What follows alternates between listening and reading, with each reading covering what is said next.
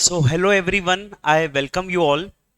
Now, today in this session, we will be trying to revise the chapter house property, and then further, will subject to time limitations, we'll try to also discuss the chapter income from other sources.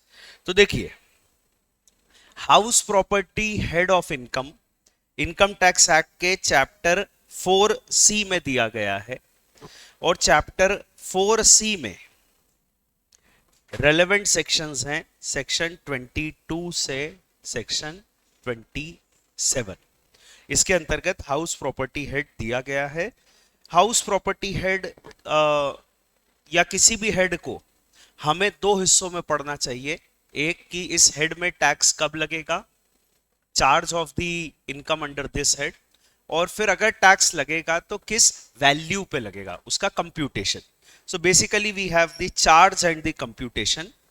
तो house property head में tax लगने के लिए जो charging section है वो section 22 है, और कंप्यूटेशन के जो मेजर सेक्शन है वो सेक्शन 23 एंड 24 है।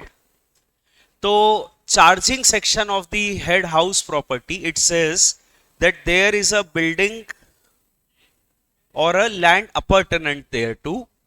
Simply, it means there is a building or a building plus land. This is owned by the assessee and this is not used for the purposes of business or profession carried on by the assessee. ठीक है, तो ये basically तीन चीजें हैं। House property head कब tax लगेगा, अगर ये तीन कंडीशन फुलफिल होती है, देयर इज अ बिल्डिंग और a building plus land owned by the assessee and not used for the purpose of business profession carried on by assessee, तो फिर ऐसी परिस्थिति में हाउस प्रॉपर्टी हेड में टैक्स लगेगा on the annual value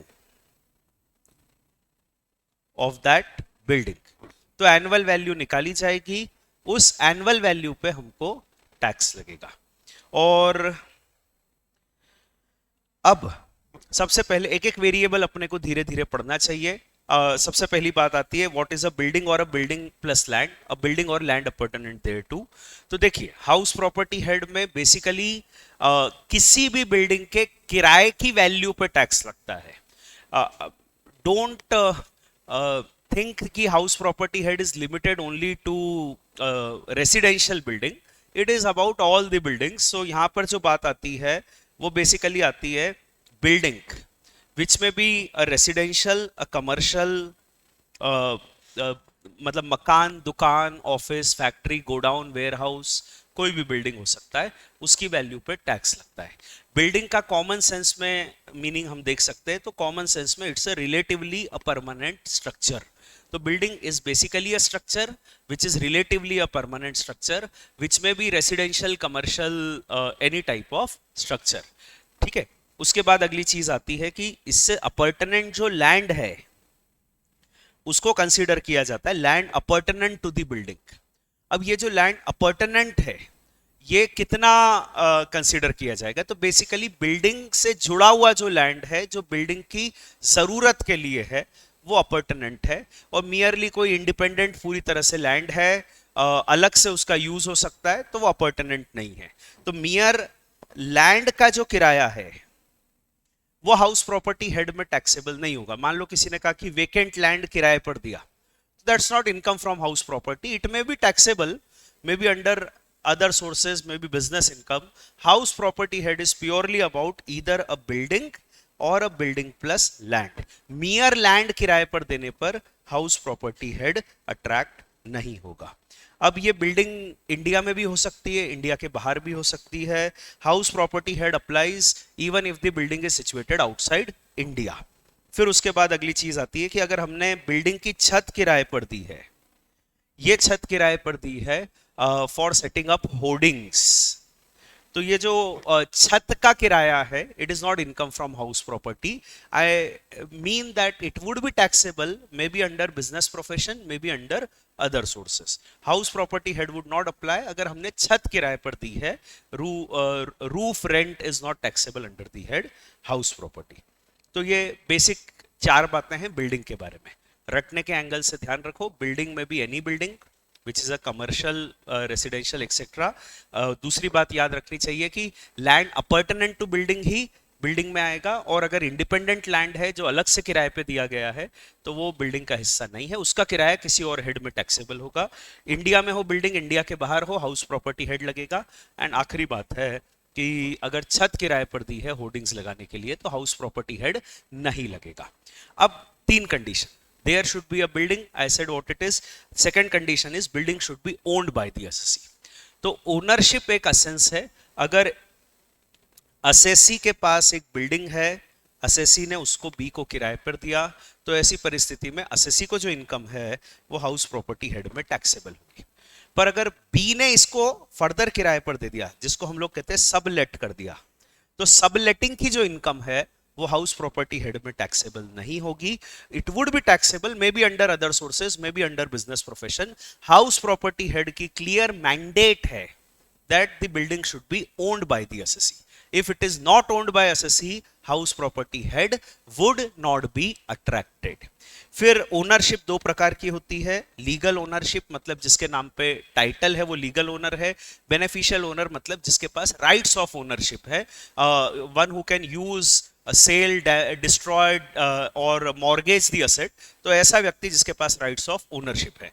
ownership की income tax में जब भी बात आती है, क्योंकि हम रियल इनकम थ्योरी पढ़ते हैं, तो ओनरशिप से हमेशा हमारा मतलब होता है beneficial owner, a person who is a beneficial owner, a person who has the rights of ownership is the owner of the property.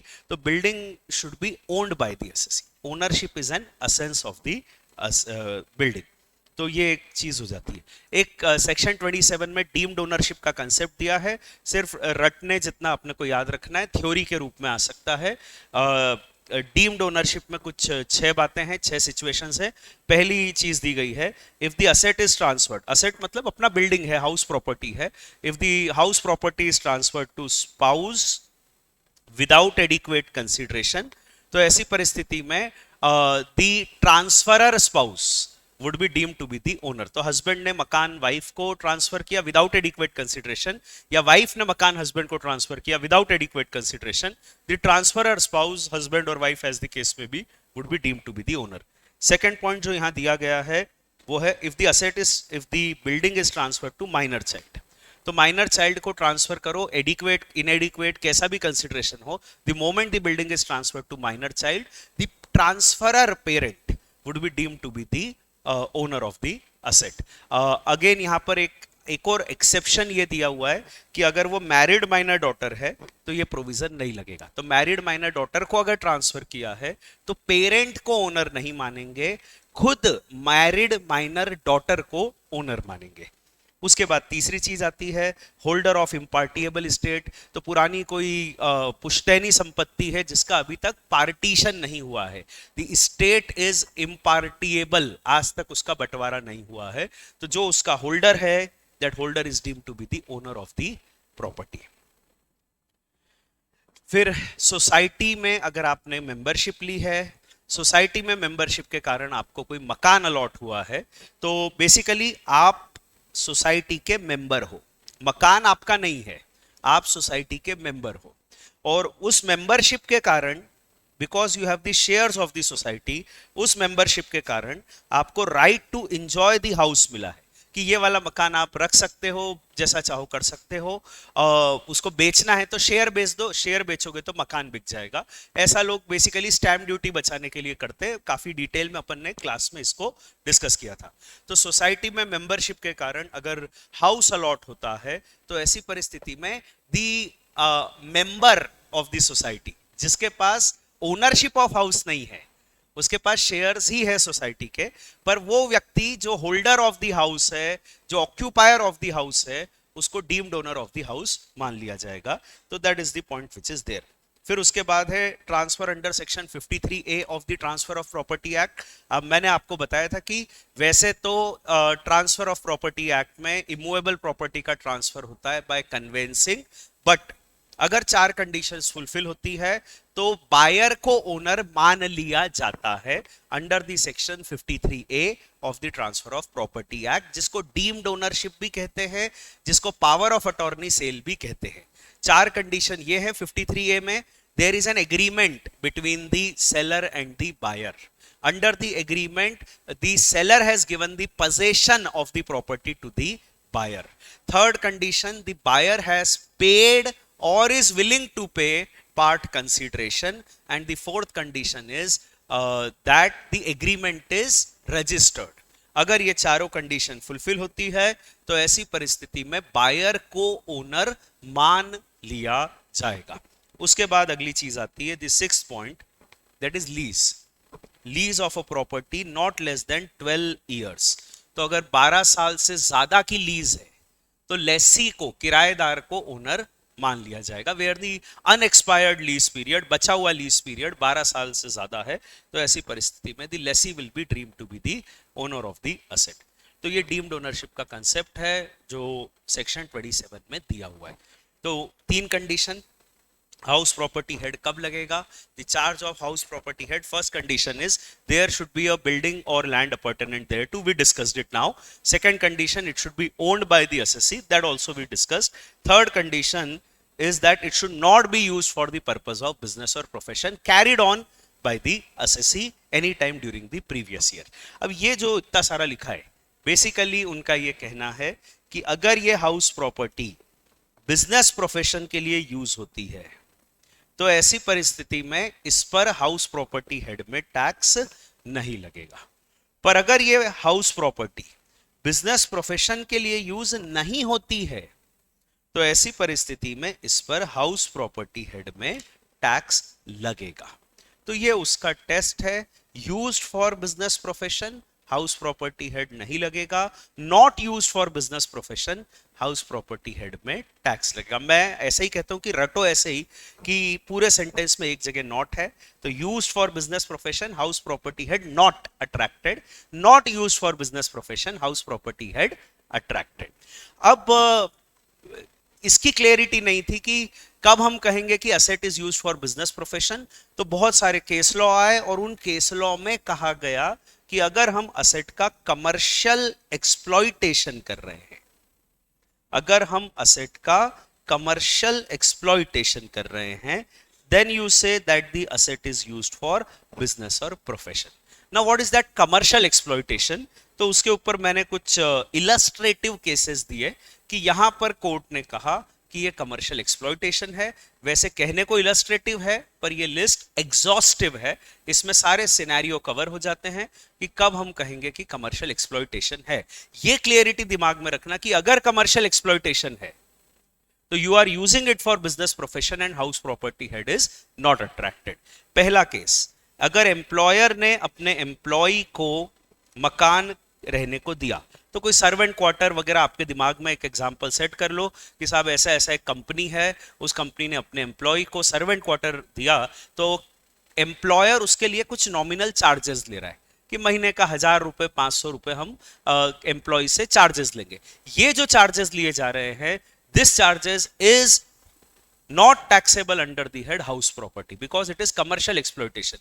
Employer employee को मकान किराए पर नहीं देना चाहता था, वो तो चाहता था कि एम्प्लॉय फैक्ट्री के पास रहे।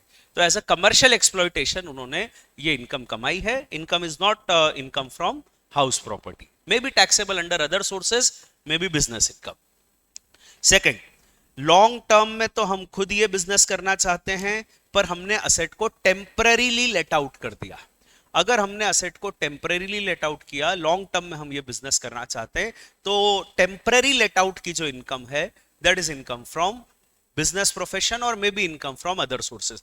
तो मैंने आपको एग्जांपल लिया था, उसको कुछ फिट कर लो कि साहब कोरोना के समय होटल वालों ने टेम्पररीली अपनी होटल किराए से दे दी थी हॉस्पिटल्स को, तो वो जो टेम्पररी लेट आउट की इनकम है, लॉन्ग रन में तो वो होटल ही चलाना चाहते थे, टेम्पररीली उन्होंने होटल किराए पे दे दिया था। तो ये जो टेम्पररी लेट आउट की इनकम है that is income from business profession और अदर सोर्सेस।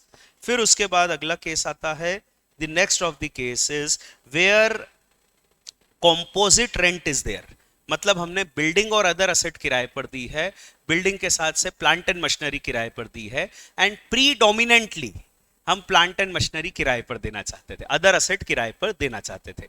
तो माय एग्जांपल आप उसको कुछ फिट कर लो दिमाग में कि हमने एक फैक्ट्री भी का शेड और उसके साथ प्लांट किराए पर दिया। मेनली तो प्लांट किराए पर देना चाहते थे, पर साथ में शेड भी किराए पर दे दिया। तो पूरा का पूरा जो किराया है, कंपोजिट पूरा जो किराया मिल रहा है, that is income from business profession और other sources. It's out of commercial exploitation. फिर चौथा पॉइंट है letting out is subservient, predominant intention was to provide service. तो यहां पर कुछ एग्जांपल आपको ऐसा कुछ फिट कर सकते हो आप दिमाग में कि साहब वो मैरिज हॉल किराए पर दिया, साथ में उन्होंने इलेक्ट्रिसिटी, वाटर, बहुत सारी फैसिलिटीज दी, केटरिंग सर्विसेज दी। तो उनका इंटेंशन हॉल किराए पर देने का नहीं था, बैंक्वेट हॉल किराए पर देने का नहीं था, किराए की इनकम कमाना नहीं था। उनका इंटेंशन था कोई सर्विस प्रोवाइड करना।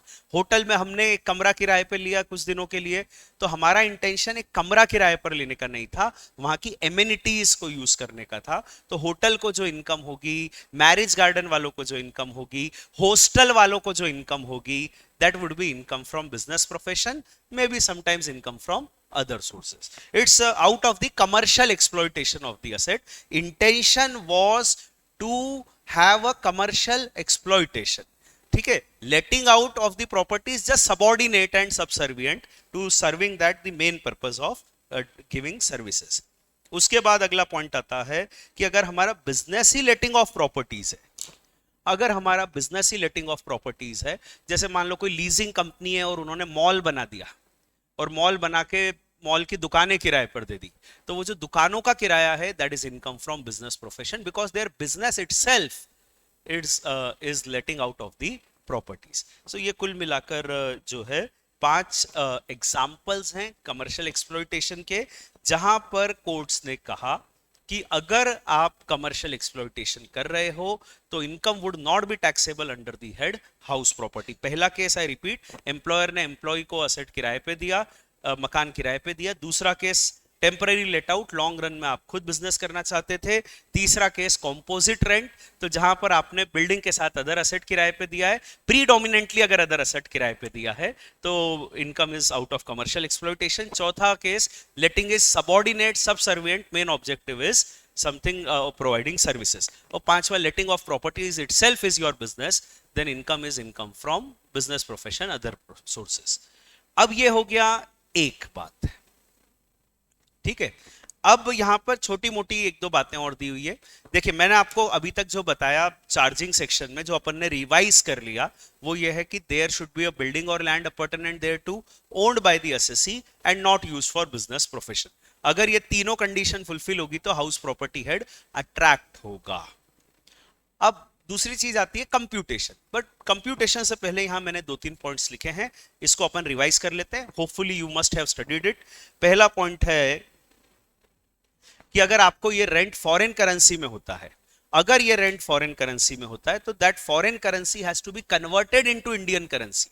वो कन्वर्जन के लिए क्या रेट अप्लाई किया जाएगा, तो उनका कहना है telegraphic transfer, TT, telegraphic transfer, buying rate, उसका बाइंग रेट होता है और सेलिंग रेट होता है। तो यहां लिखा है buying rate as on the last day of the previous year. तो साल के आखिरी दिन जो भी टेलीग्राफिक ट्रांसफर का बाइंग रेट है वो अप्लाई किया जाएगा और अप्लाई करके करेंसी को इंडियन करेंसी में कन्वर्ट किया जाएगा। अल्टीमेटली इंडिया में इनकम तो रुपीज में ही निकालेंगे। एग्जाम के लिए ये बात इतनी इंपॉर्टेंट इसलिए नहीं है क्योंकि they will give a conversion rate और वो रेट पे आपको कन्वर्ट करके रुपीज में कन्वर्ट करना है। फिर उसके बाद एक ये पॉइंट आता है, may be for MCQ, may be for some theory, this may be relevant for exams. तो देखिए ये पॉइंट ऐसा है कि एक बिल्डर है जिसके लिए मकान एक स्टॉक इन ट्रेड है, वो तो बिल्डिंग बनाता है, मकान बनाता है और उसको बेचता है। His business itself is selling of the properties. तो एक बिल्डर है जिसके लिए मकान एक स्टॉक इन ट्रेड है। ऐसी परिस्थिति में व्हाट हैपेंस इज, बिल्डर अगर मकान बनाता है तो उसको पहले 2 सालों तक, 2 years from the end of the year in which the construction is complete, हम लोगों ने वो लीगल भाषा देखेंगे तो उसमें लिखा हुआ है 2 years from the end of the year in which the completion certificate is obtained. तो उसने मकान जब कंप्लीट कर लिए, कॉलोनी कंप्लीट कर ली, उसके कंप्लीट होने के बाद 2 सालों तक उस मकान की एनुअल वैल्यू ली जाएगी निल, बशर्ते, प्रोवाइडेड उसने ये एक्चुअली लेट आउट नहीं किया है। तो उसको डीम्ड रेंट पे, नोशनल रेंट पे टैक्स नहीं लगेगा पहले 2 साल तक। उसने मकान बना दिए, मकान बिक नहीं रहे, पहले ही वो परेशान है, मकान नहीं बिक रहे हैं, और ऊपर से इनकम टैक्स वाले कह रहे हैं कि साहब आप तो इसकी डीम्ड वैल्यू पे टैक्स दो, रीजनेबल रेंट पे टैक्स दो। तो अनफेयर प्रपोजिशन लगता। तो in all reasonability, in all rationalness, they have said that इस मकान की एनुअल वैल्यू 2 साल तक निल ली जाएगी, 2 साल तक उसको टैक्स नहीं लगेगा। ऑफ कोर्स अगर एक्चुअली लेट आउट करके कमाया लिया किराया तो टैक्स लगेगा, पर एक्चुअली लेट आउट नहीं किया तो फिर 2 साल तक उसको एनुअल वैल्यू निल लेंगे। तीसरे साल तक भी नहीं बिका तो फिर इनकम टैक्स वाले कब तक रुकेंगे? तो उन्होंने कहा भाई तीसरे साल से तो हम टैक्स लेंगे। सो दैट इज द केस। एक ये कॉम्पोजिट रेंट का छोटा सा पॉइंट है। तो देखिए, मकान और अदर फैसिलिटीज अगर किराए पे दी गई तो मकान के साथ हमने गैस, इलेक्ट्रिसिटी, वाटर वगैरह फैसिलिटी दी हुई है। तो ऐसी परिस्थिति में अब रेंट सेपरेबल नहीं है, क्योंकि देखो आप क्या हो गया कि दोनों का मिला के एक साथ रेंट ले रहे। पर उनने फिर भी यहां पर टू कीप इट एलोबरेट, अगर उनका कहना है कि साहब रेंट सेपरेबल हो या ना हो, किसी भी केस में हम रेंट को 2 हिस्सों में बांटेंगे। मकान का किराया हाउस प्रॉपर्टी हेड में जाएगा, अदर एमिनिटीज, अदर फैसिलिटीज का किराया जो है that would be income from business profession और अदर सोर्सेस। और फिर उसके बाद आता है कि अगर हमने मकान के साथ कोई फैसिलिटी नहीं, असेट किराए पर दिया है, तो मकान के साथ यहां पर हमने प्लांट, फर्नीचर, तो मकान के साथ फर्नीचर, मकान के साथ AC, we have given some other asset on rent. तो ऐसी परिस्थिति में अगर रेंट सेपरेबल है तो सेपरेट कर ही दो। पर अगर रेंट सेपरेबल नहीं है, मतलब मकान का और अदर असेट का किराया क्लियरली डिमार्केबल नहीं है, तो ऐसी परिस्थिति में वो टेस्ट जो अभी अपन ने 5 मिनट पहले देखा, प्रीडोमिनेंट इंटेंशन देखेंगे। मेनली अगर हमने अदर असेट किराए पर दिया है तो पूरा का पूरा जो किराया है that would be income from business profession और अदर सोर्सेस। और अगर हमने मेनली मकान किराए पर दिया है तो पूरा का पूरा किराया जो है that would be income from house property. तो ये कुल मिला के एक पॉइंट है कंपोजिट रेंट का। अब इसके बाद once we are aware of when the income is taxable under the head house property, इसको लेके देखो एग्जाम में अपनी मेहनत शायद कम रहेगी, क्योंकि क्वेश्चन पढ़ के अपेरेंटली अपने को समझ आ जाएगा कि यहां पर हाउस प्रॉपर्टी हेड लगेगा। मैं बात कर रहा हूं प्रैक्टिकल क्वेश्चन की। थ्योरेटिकल या एमसीक्यू क्वेश्चंस में हो सकता है कि इन सब बातों पर कोई क्वेश्चन आ जाए कि साहब छत किराए पर दी या लेटिंग इज सबसर्विएंट, तो वहां पर जाकर हो सकता है कि वो इस तरह के क्वेश्चंस एमसीक्यू या थ्योरी में पूछ ले। तो ये अभी तक जो बात हुई वो बेसिकली एमसीक्यू और थ्योरी रिलेटेड बातें थी। प्रैक्टिकल क्वेश्चन के लिए you have to go into the computation of annual value. You must definitely be aware कि हाउस प्रॉपर्टी हेड एक डीम्ड प्रोविजन है, एक नोशनल रेंट को टैक्स करता है। It goes against the general rule that income tax is a tax on real income. यहां पर कई बार नोशनल रेंट को भी टैक्स किया जाता है। बेसिकली हम लोग क्या करते हैं कि 2 किराए निकालते हैं, एक किराया जो मिलना चाहिए रीजनेबली और एक किराया जो मिला एक्चुअली। तो रीजनेबल और actual rent whichever is higher पे टैक्स लेते हैं, ताकि लोग झूठ ना बोले। नहीं तो लोग कह देते हमको तो किराया कम मिला, तो लोग झूठ ना बोलें, लोग ये ना बोले साहब मैंने तो मकान किराए पे दिया ही नहीं, उनने तो कह दिया the moment you have a building and the land pertinent there to owned and not used for business, हम उसके नोशनल लेटेबल वैल्यू रीजनेबल रेंट पे टैक्स लेंगे। किराया मिला, ज्यादा मिला तो ज्यादा पे टैक्स दे देना, दैट इज द आइडिया। तो उनका माइंडसेट एकदम क्लियर है, वो टैक्स लेना चाह रहे हैं इस पे। अब देखिए यहां पर मैंने कोशिश की कि इस पूरे मैकेनिज्म को सिंपल 7 स्टेप्स में समराइज कर दूं। एक बात मैं आपको बतला देता हूं, जिन्होंने बहुत सारे और अलग अलग क्लासेस की होंगी उनके लिए ये बता देता हूं कि हाउस प्रॉपर्टी का कैलकुलेशन मॉड्यूल में और अलग क्लासेस में अलग अलग तरीके से दिया जाता है। वाई? बिकॉज मैथमेटिक्स है, एक ही चीज करने के कई तरीके होते हैं. तो if you see module, don't get confused, they have their own mechanism of doing that maths, we have our own mechanism of doing that maths. हर चीज को करने के कई तरीके होते हैं. तो मैंने एक तरीका अडॉप्ट किया जो मुझे सिंपल लगता है, उसको मैं एक 7 स्टेप मेथडोलॉजी में समराइज कर देता हूं. That is what I am trying to revise. You may have your own method, follow your method, don't be confused by my method if you have any other way of doing it. तो step one देखो, मैं ऐसा करता हूं कि 4 step में निकालता हूं जीएवी. स्टेप 4 पे आता है GAV.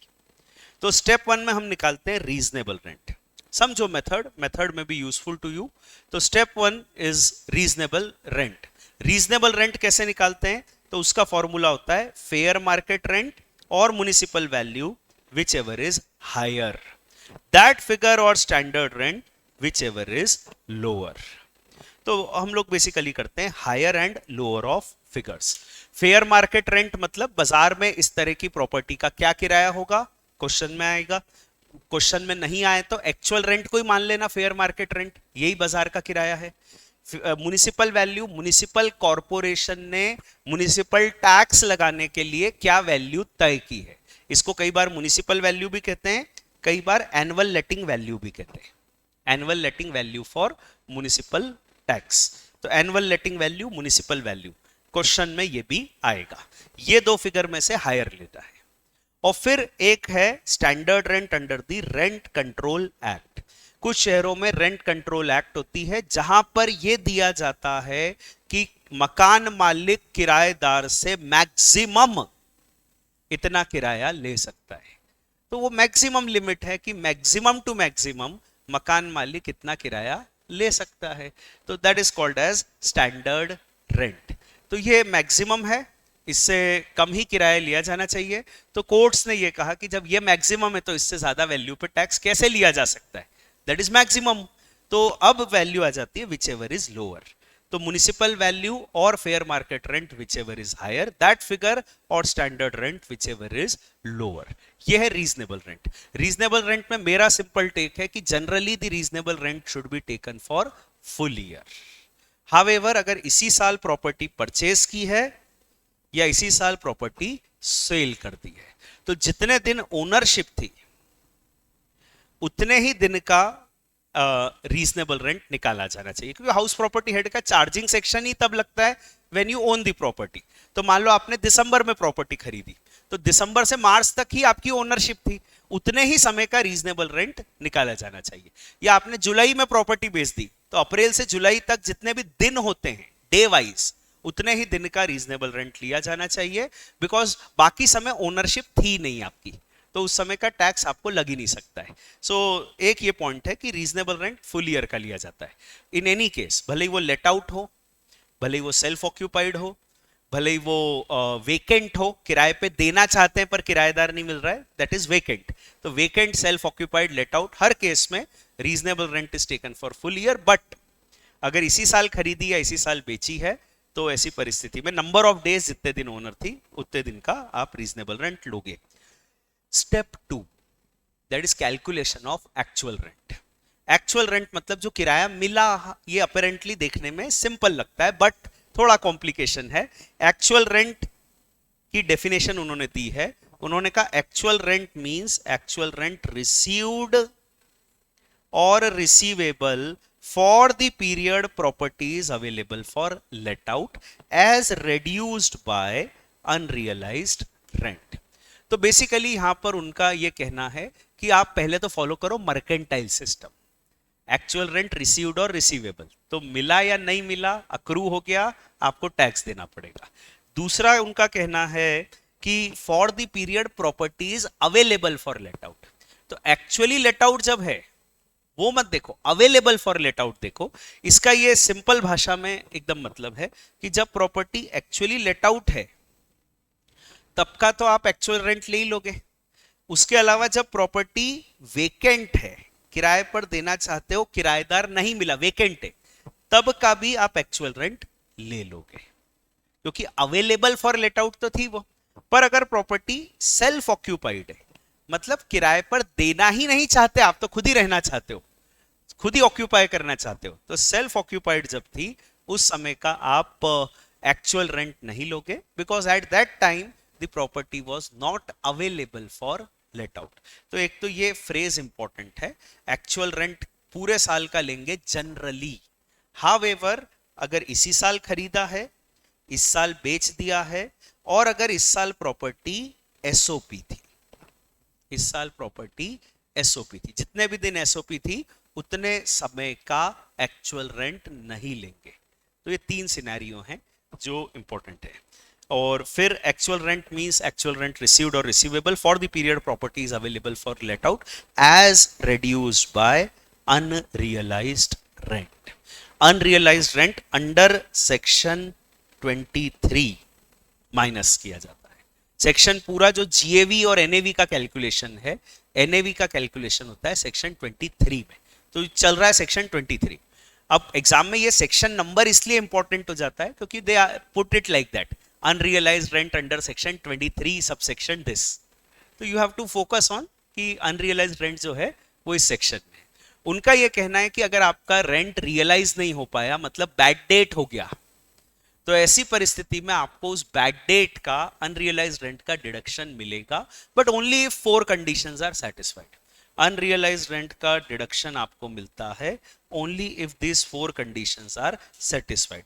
Condition number 1, tenancy is bona fide, genuine agreement of tenancy है, फैब्रिकेटेड फ्रॉड्यूलेंट ऐसा नहीं है, सच में आपने किराए पे दिया है प्रॉपर्टी को। Second is the tenant has vacated the house or steps have been taken to get the property vacated। तो अगर वो किराया नहीं दे रहा है तो आप क्या करोगे, मकान खाली कराओगे या कोशिश करोगे कि मकान खाली करे, that is second step. Third is defaulting tenant is not in occupation of any other property belonging to the assessee. तो अगर वो किराया नहीं दे रहा है तो आप इसको इस मकान से तो निकाल ही दोगे, कोई दूसरा मकान भी थोड़ी किराए पे दे दोगे। तो वो लिखा हुआ है कि दूसरा मकान उसके पास हमारा नहीं है, he does not have any other property of the assessee। And fourth is all assessee has taken all the reasonable steps to institute legal proceedings for recovery।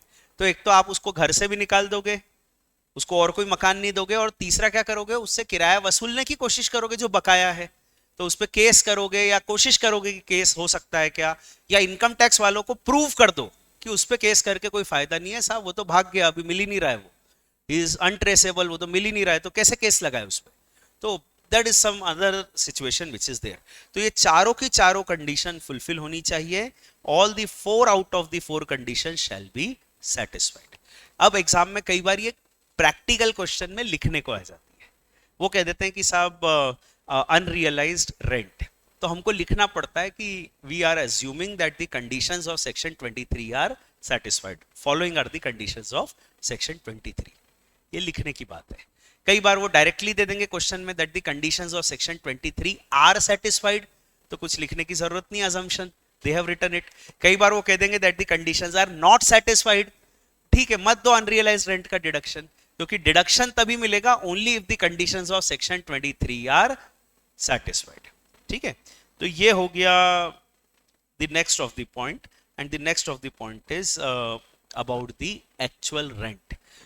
Actual rent received or receivable for the period the property is available for let out। Step 3 तो basically step 1 और 2 का एक simple सा combination है। Step 3 is actual rent और reasonable rent whichever is higher, दोनों का higher figure लिया जाता है।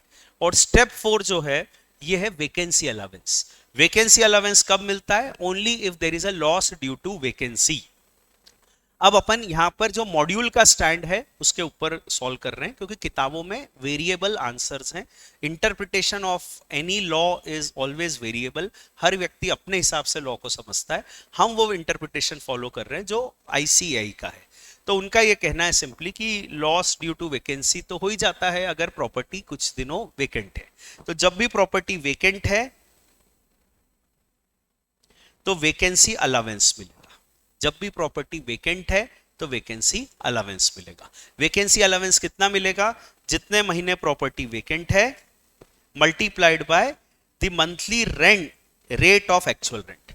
एक्चुअल रेंट फॉर 1 मंथ, मान लो एक्चुअल रेंट है 60,000 रुपए महीना, मल्टीप्लाइड बाय 4 महीने वेकेंट है, तो 4 इंटू 60,000, दैट इज इट। तो 2,80,000 2,40,000 जो भी बनता है उसका आपको डिडक्शन मिल जाएगा। Simple rule is actual rent for 1 month into number of months, जितने महीने वेकेंट है, वो एक डिडक्शन है, वैकेंसी अलाउंस है, डिडक्शन है। अब देखो यहां तक आ गया जीएवी। मैंने इस पूरी बात को ऐसे भी समराइज किया, सोचने का तरीका है, एक ही चीज को अलग अलग तरीके से सोचते हैं तो चीजें ज्यादा बेहतर याद रहती है। तो मेरा यह कहना है कि देखो कुल मिला के 5 सिनेरियो बनते हैं, वो पांचों सिनेरियो अपने को पता होने चाहिए।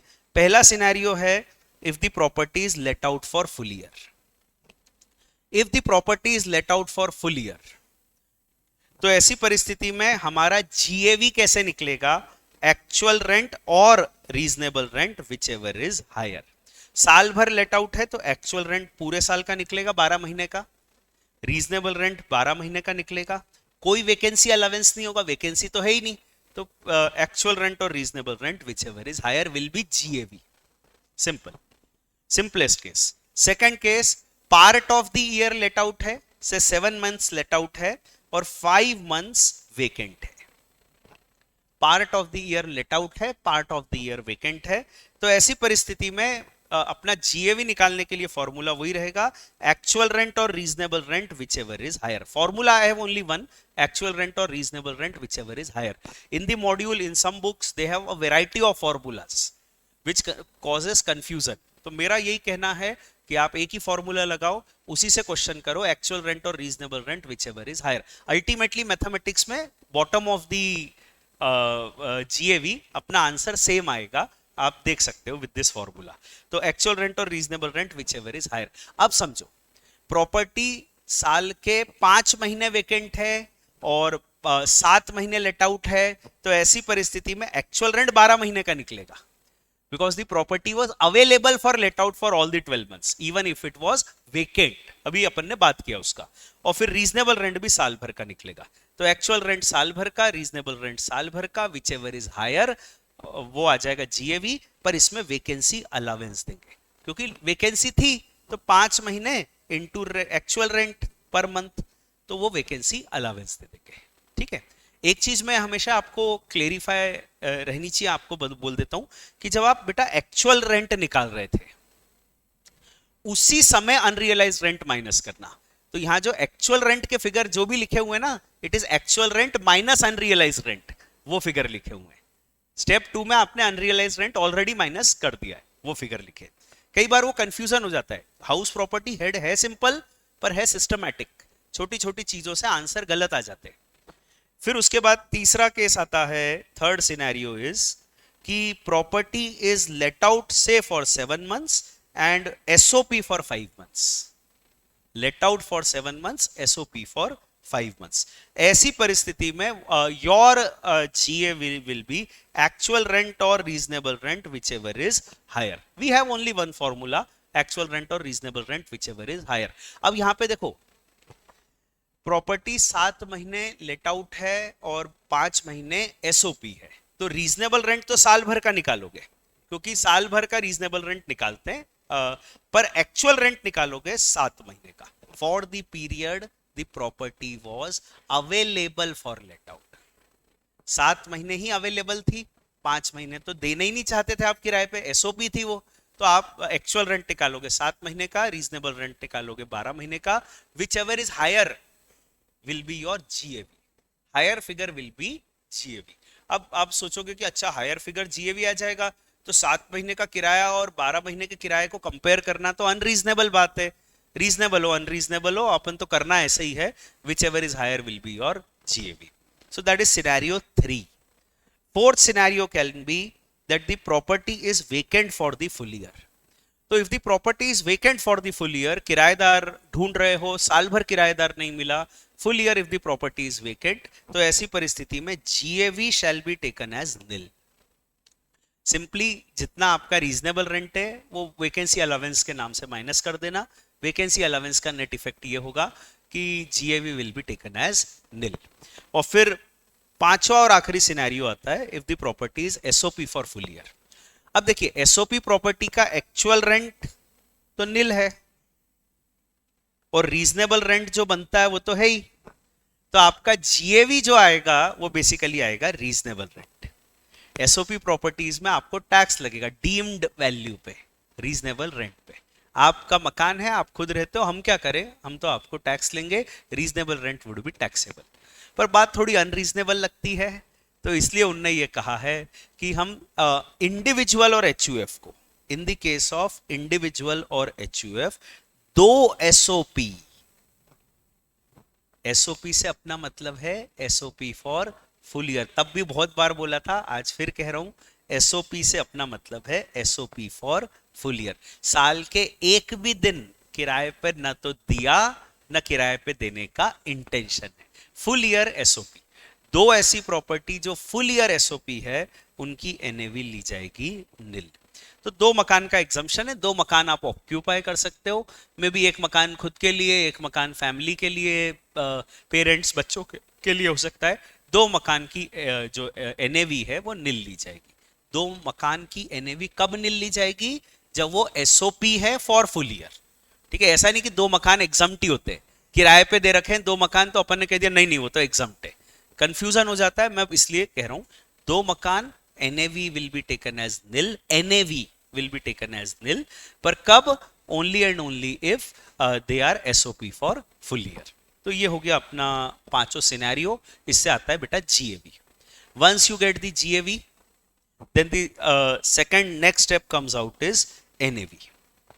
NAV के केस में क्या होता है कि GAV में से एक ही अमाउंट माइनस करते हैं, municipal tax actually paid by the landlord. GAV minus municipal tax actually paid by the landlord, that gives you NAV। अब now here municipal tax actually paid by landlord, इसमें तीन चीजें, एक तो बात हो रही है म्युनिसिपल टैक्स की। तो म्युनिसिपल टैक्स यहाँ पर जो होता है वो सारे टैक्सेस जो स्टेट गवर्नमेंट ले रही है, अलग अलग नाम से कई बार क्वेश्चन में वो दे देते हैं, म्युनिसिपल टैक्स, प्रॉपर्टी टैक्स, कई बार कॉरपोरेशन टैक्स कह देते हैं, म्युनिसिपल कॉरपोरेशन जो टैक्स ले रही है, कई बार वो कह देते हैं वाटर टैक्स, सीवेज टैक्स, इस तरह के टैक्स ले लेते हैं। जो भी tax municipal corporation state government ले रही है वो माइनस होगा, उसका डिडक्शन मिलेगा। दूसरी चीज है डिडक्शन मिलेगा एक्चुअल पेमेंट बेसिस पे, ईयर एंड तक 31 मार्च तक अगर आपने टैक्स भर दिया तो डिडक्शन मिलेगा, नहीं भरा तो डिडक्शन नहीं मिलेगा। और कई बार ऐसा आपको क्वेश्चन में आएगा कि साहब पिछले साल का भी टैक्स इस साल भर दिया, तो जो इस साल पे किया है पेमेंट बेसिस पे वो डिडक्शन मिलेगा। कितना भी टैक्स आपने भरा हो, कम भरा हो, ज्यादा भरा हो, पेमेंट बेसिस पे जितना भी टैक्स भरा है वो डिडक्शन मिलेगा। और ये टैक्स कौन को पे करना है? By the landlord. टेनेंट जो पे कर रहा है वो लैंडलॉर्ड की इनकम में से थोड़ी कम होगा। हाउस प्रॉपर्टी में हम इनकम निकाल रहे हैं लैंडलॉर्ड की, तो टेनेंट जो पे कर रहा है वो लैंडलॉर्ड की इनकम में से थोड़ी कम होना चाहिए। तो यहां पर लिखा हुआ है municipal tax actually paid by the assessee, by the landlord. Our assessee is landlord, तो उसने जो पे किया। यहां पे एक छोटी सी और बात है कि ये जो म्युनिसिपल टैक्स है ये इंडिया में हो या इंडिया के बाहर हो, सब कुछ अलाउड है। कई बार वो दे देंगे साहब प्रॉपर्टी कनाडा में है और म्युनिसिपल टैक्स भी कनाडा में पे किया, देना डिडक्शन, बिल्कुल देना deduction. Canadian municipal tax if you have paid और व्हाटसोएवर, आई मीन, वो सब आपको डिडक्शन मिलेगा।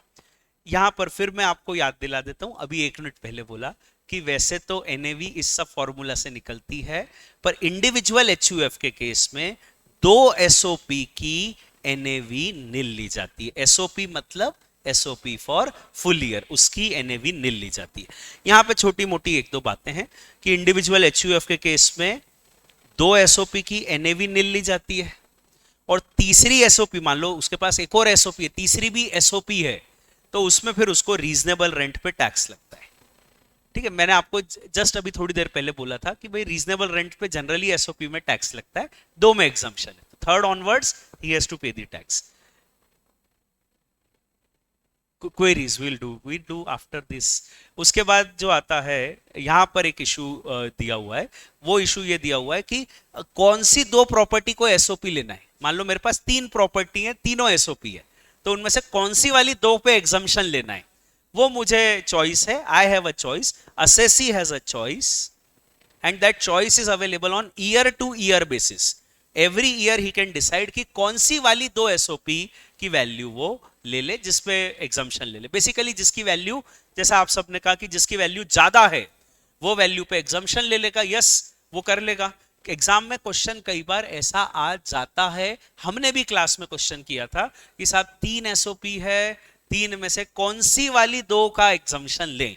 तो वो सारा मैथमेटिक्स करके अपन ने देखा था कि उसको लेट आउट भी मान लो, एसओपी भी मान लो, और फिर कंपेयर करो कि अलग अलग सिनेरियो में कौन सी वाली प्रॉपर्टीज को एसओपी लेना बेनिफिशियल है। तो that calculation you have to go through, a variety of question can come out like that.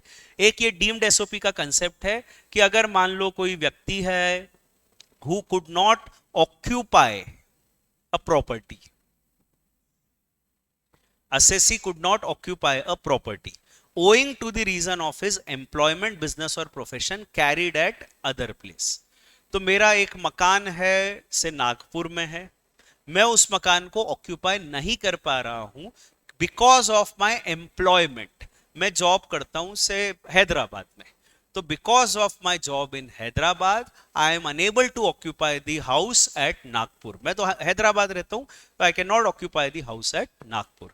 So and जिस मकान में मैं हैदराबाद में रहता हूं वो मकान मेरा किराए का है, it is not belonging to मी।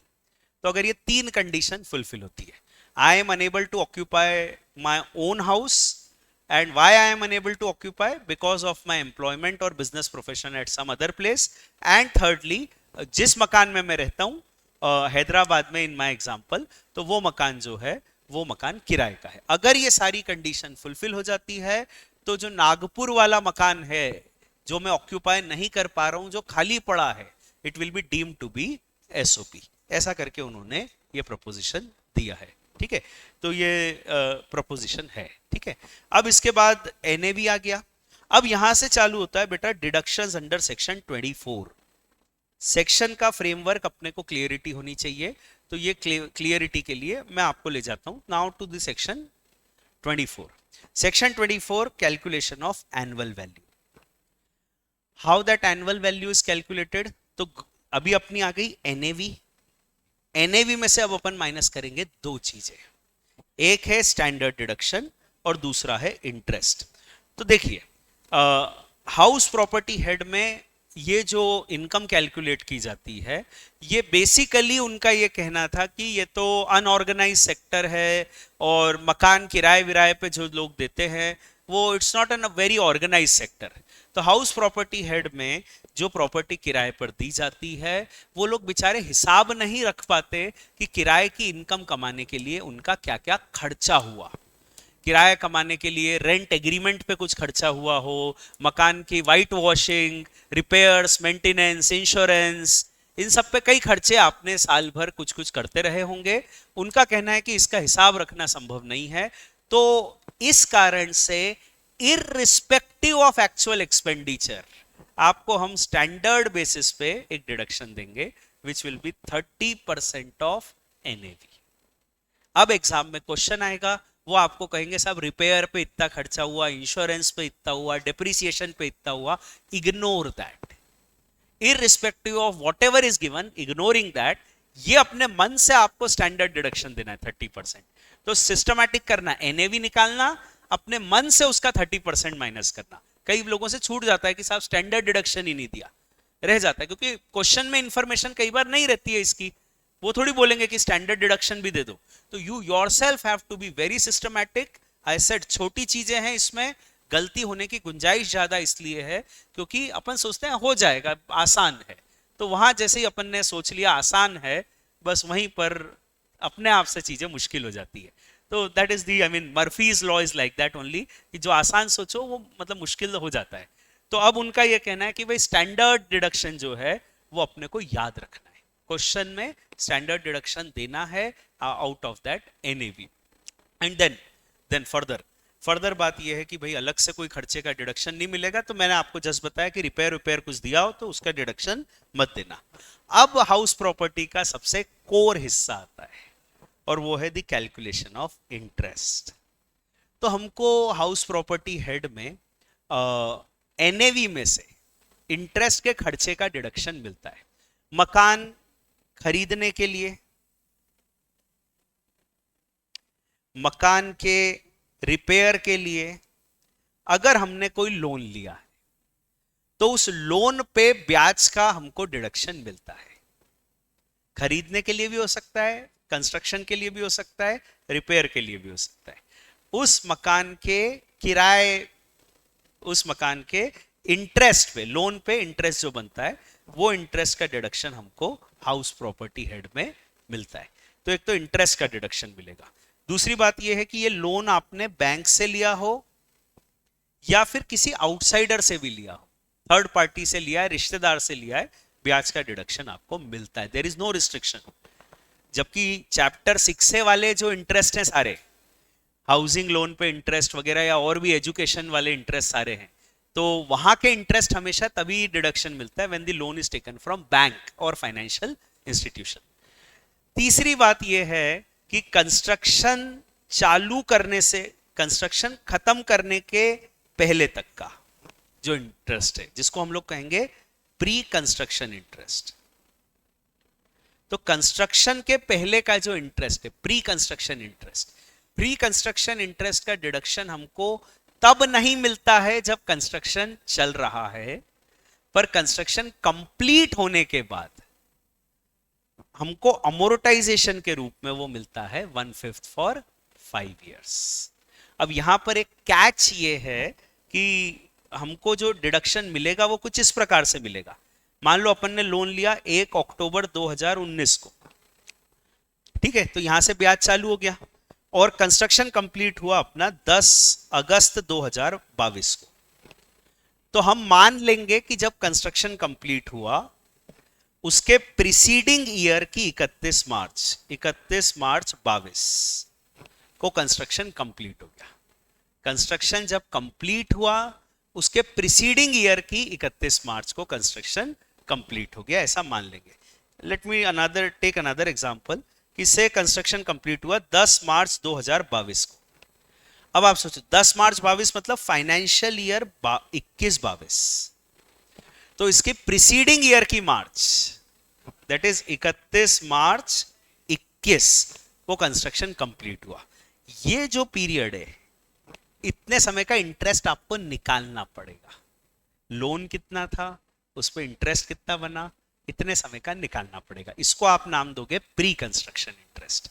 ये जो प्री कंस्ट्रक्शन इंटरेस्ट है, इसका डिडक्शन आपको मिलना चालू होगा अब 1 अप्रैल 21 से। तो 21-22 इन माय एग्जांपल कंस्ट्रक्शन हम मान रहे हैं कंप्लीट हुआ 31 मार्च 21 को, है ना। तो अपने को डिडक्शन कब से मिलेगा, financial year 21-22, this is financial year, don't be confused, income tax में कंफ्यूजन होता है। फाइनेंशियल ईयर 21-22, 22-23, 23-24, 24-25 और 25-26।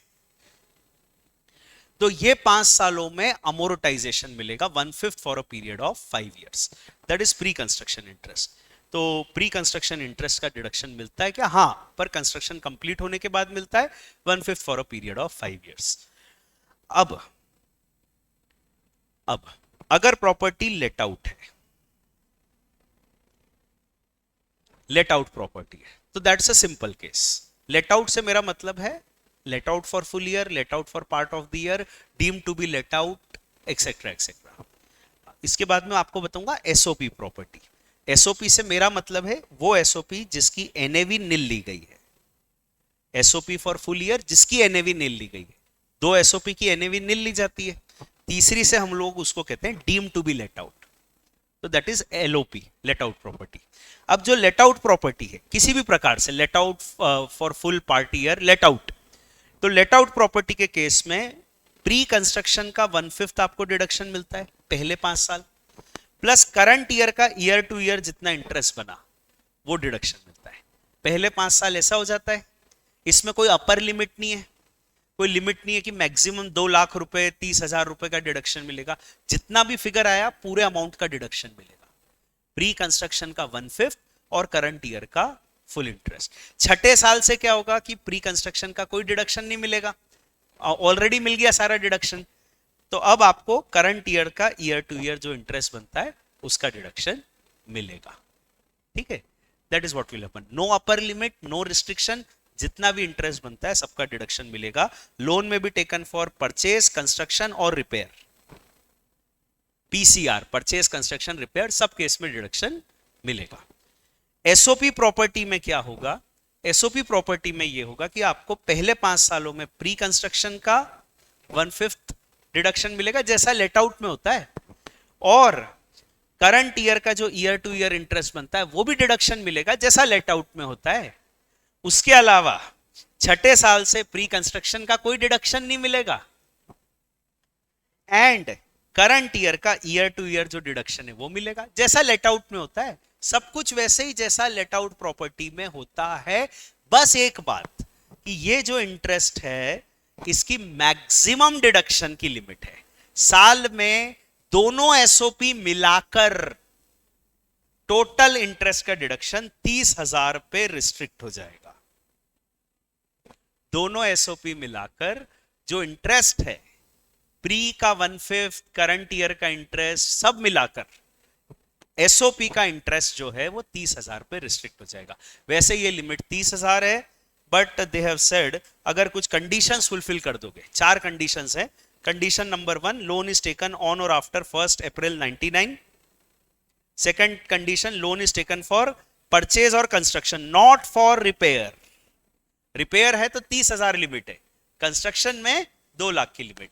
थर्ड कंडीशन इज लोन लेने से 5 साल में कंस्ट्रक्शन कंप्लीट हो गया, that is third condition. And the fourth and the last condition is procedural, कि वो जो लेंडर है बैंक वगैरह, उन्होंने इंटरेस्ट का एक सर्टिफिकेट दिया हर साल कि इतना आपका इंटरेस्ट बना, उसका एक उन्होंने लिख के दे दिया कि ये इंटरेस्ट बना।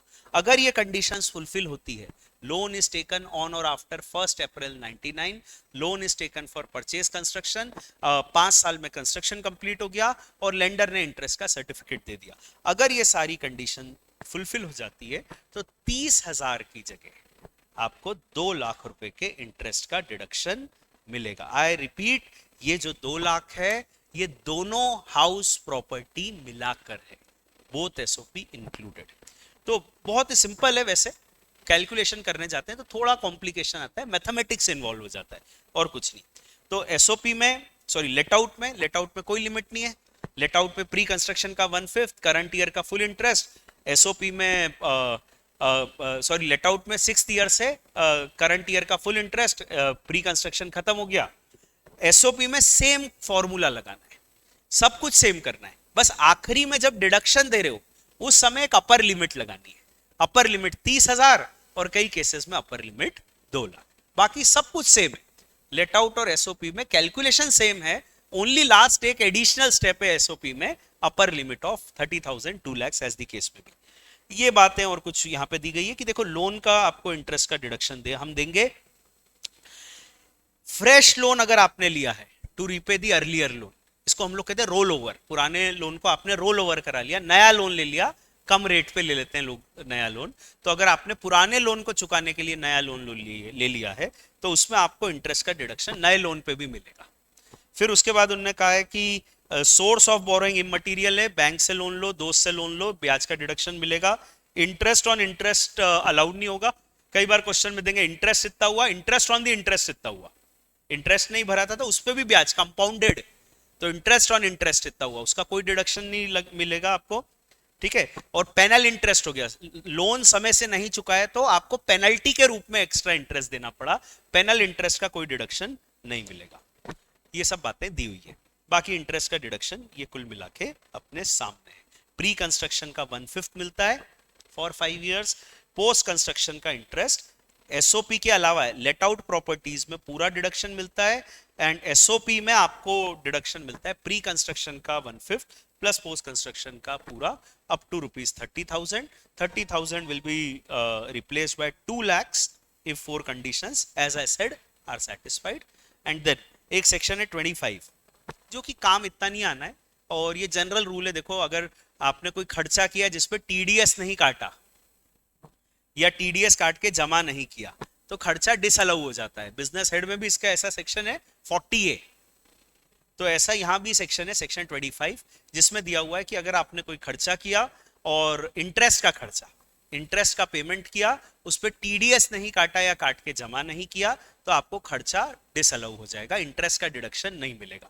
बट यहां पर बात इतनी है कि ये सारा पेमेंट जो आपने किया है वो it is outside India to a non resident, तभी जाके ये डिसअलावेंस है। तो नॉन रेसिडेंट को आपने पेमेंट किया, उस पर टीडीएस नहीं काटा, तो ऐसी परिस्थिति में आपका इंटरेस्ट का खर्चा डिसअलाउ हो जाएगा। ठीक है, टीडीएस के चैप्टर से चीजें सोचनी चालू कर देनी चाहिए कि टीडीएस में ऐसा होता है कि अगर आप टीडीएस नहीं काटते हो, काट के जमा नहीं करते हो, तो आपको बहुत सारी बुरी चीजें होती है, असेसिन डिफॉल्ट वगैरह वगैरह, उसमें से एक चीज होती है आपका खर्चा डिसअलाउ हो जाता है।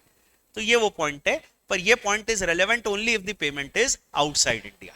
इन इंडिया पेमेंट है, नहीं टीडीएस काटा चलेगा, जो अपने सामने सेक्शन है उसमें ऐसा दिया है। ठीक है, अब उसके बाद एक चीज और है, आपको पता होगी, वो ये है कि हाउस प्रॉपर्टी हेड में जो आपको डिडक्शन है एसओपी में, वो 2 लाख तक रिस्ट्रिक्ट हो जाता है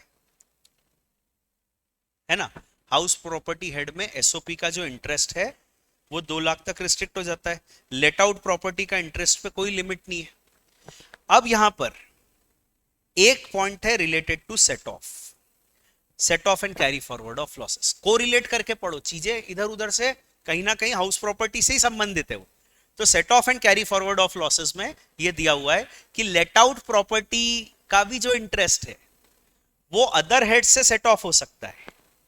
house property loss house property income से तो सेट ऑफ हो जाता है विदाउट एनी लिमिट, पर house property loss other head से जब सेट ऑफ होने जाता है तो it can be set off only up to ₹2 lakh. तो लेट आउट प्रॉपर्टी का जो इंटरेस्ट है वो अदर हेड से भी सेट ऑफ होगा तो ओनली अप टू 2 लाख होगा। तो limit is of 2 lakhs on set of. दूसरा एक चैप्टर 6 से में डिडक्शन आता है 80EEA। तो वो ये दिया हुआ है कि आपको हाउस प्रॉपर्टी हेड में एसओपी पे डिडक्शन मिलता है 2 लाख, पर आपका लोन अगर 1 अप्रैल 2019 या उसके बाद लिया गया है, फाइनेंशियल ईयर 21-22 तक, और वो लोन लिया गया है for purchase or construction of property, assessee does not own any other property, and जो मकान खरीदा है उसकी स्टैंप वैल्यू 45 लाख से कम है, 45 लाख से ज्यादा नहीं है। ऐसी कुछ 3-4 कंडीशन है, अगर ये फुलफिल होती है तो in addition to that interest, additional जो इंटरेस्ट और आप दे रहे हो 2 लाख के ऊपर जो इंटरेस्ट दे रहे हो अप टू ₹1.5 लाख, उसका डिडक्शन आपको 80EEA में मिल जाएगा। तो कुल मिला के अभी जो नए नए लोन जिन्होंने लिए मकान के लिए, उनको एक्स्ट्रा ये 1.5 लाख का डिडक्शन और मिल रहा है कि मेरा 3 लाख का इंटरेस्ट बनता है तो 2 लाख का डिडक्शन हाउस प्रॉपर्टी में ले लूं, 1 लाख का डिडक्शन यहां ले लूं 80EEA में। इट्स लिमिटेड ऑफर एंड वो भी छोटी प्रॉपर्टीज के लिए जिसकी गाइडलाइन वैल्यू जो है, स्टैंप वैल्यू जो है 45 लाख रुपए तक है। ऑलरेडी आपके पास प्रॉपर्टी नहीं है तो वो आपको सेक्शन पता होगा। कोरिलेट करके इसलिए पढ़ना चाहिए क्योंकि यही चीज उस समय एग्जाम में जब आएगी तो they will ask it this way. ठीक है, they will ask it in a comprehensive way, इसको और उसको कोरिलेट करते हुए। एक आखिरी सी बात और है, वो ये है कि वैसे तो हाउस प्रॉपर्टी हेड में आपको जो है टैक्स लगता है ऑन अक्रूवल बेसिस, पर ये 2 इनकम के नाम लिखे हैं। एक है realisation of unrealised rent, simple भाषा में बैड डेट्स रिकवरी, और दूसरा है arrears of rent. Arrears of rent मतलब पुराने समय के, जैसे अरियर्स ऑफ सैलरी अपन ने रिवाइज किया था सैलरी हेड में, वैसे ही है अरियर्स ऑफ रेंट, पुराने समय का बढ़ा हुआ किराया, किराएदार का किराया हमने पुराने समय से बढ़ा दिया, हमारा म्यूचुअल अंडरस्टैंडिंग हो गया कि वो पहले का किराया भी बढ़ा हुआ देना, अरियर दे दिया, रियर पीरियड का दे दिया। तो अरियर ऑफ रेंट अगर मिलता है या अनरियलाइज्ड रेंट मिलता है, it would be taxable although it may be a capital receipt but it is deemed to be income from house property under section 25B I suppose। उसमें ये दिया हुआ है कि it would be taxable on receipt basis, उसको कमाने के लिए 30% स्टैंडर्ड डिडक्शन मिल जाएगा। ठीक है, और ये मकान अगर आपने ट्रांसफर भी कर दिया है, you are not an owner of the house as on date, तो भी आपको इसके ऊपर टैक्स लगेगा। इस मकान को बेच भी दिया है तो भी हाउस प्रॉपर्टी हेड में टैक्स लगेगा still, even if you are not an owner of the asset. तो ये छोटी मोटी 2-3 बातें, रिसीट बेसिस पे टैक्स होगा, स्टैंडर्ड डिडक्शन 30% देना मत भूलना, और मकान बिक गया है तो भी टैक्स कर देना। एग्जाम में सिंपली लिखाएगा अरियर्स ऑफ रेंट, कुछ दिमाग मत लगाना, उसमें 30% माइनस करके उसको आउटर कॉलम में लिख देना टैक्सेबल, दैट्स इट। नीचे फुटनोट लिख देना arrears of rent is taxable on receipt basis, that is simple. Standard deduction देना मत भूलना बस इस पे। तो इसके साथ हाउस प्रॉपर्टी हेड अपना रिवाइज हो जाता है। Definitely we are, I said it in the beginning, time मिला तो अदर सोर्सेस करेंगे, तो we are out of time, other sources नहीं रिवाइज करेंगे आज।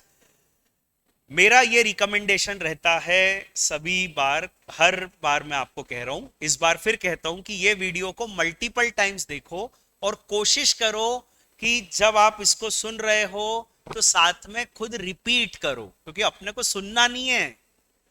ऐसा नहीं होगा कि सुन लिया चलो हाँ एग्जाम पास हो गए, आपको इसको एग्जाम में ले जाके अप्लाई करना है, तो रटने की प्रोसेस में जाना है आपको। तो इसको आप कोशिश करो कि खुद से रिपीट करो, so that someday without this revision you yourself can do that revision yourself. कोशिश करो उसको रिवाइज करने की, लिख के रिवाइज कर सकते हो, that is it. Thank you very much, thanks a lot.